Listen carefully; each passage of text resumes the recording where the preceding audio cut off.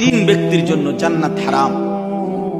মুদমিনু খামরিন, এক হলো মদখোর, যে নেশা করে, মদখোর, গাঞ্জাখোর, ফুট্টাখোর, বাবাখোর, ডাইলখোর, এ তার জন্য জান্নাত হারাম।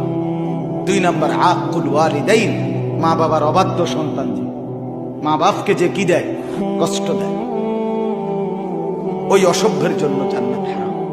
আর তিন নাম্বার ওয়াদ্দায়ুস আল্লাযী ইউকিররু আহলাহু আল খুবুস, নবীজি বলেছেন তিন নাম্বার হলো দায়ুসের জন্য জান্নাত হারাম, যে তার পরিবারের স্ত্রী সন্তানের জন্য খুবুস, নাপাকি, অশ্লীলতা, বেহায়া, গুনাহ, পাপ, এটা মেনে নেয়। ইউকির মানে শিক্ষা। তাহলে আপনি এটা মেনে নিচ্ছেন, কথা কন না কেন? আপনার ঘরে যে টেলিভিশন চলে, আমরা মাইনে নিছেন না? মহানার মাতে না, আপনি মাইনে নেন নাই, তো আপনি মেনে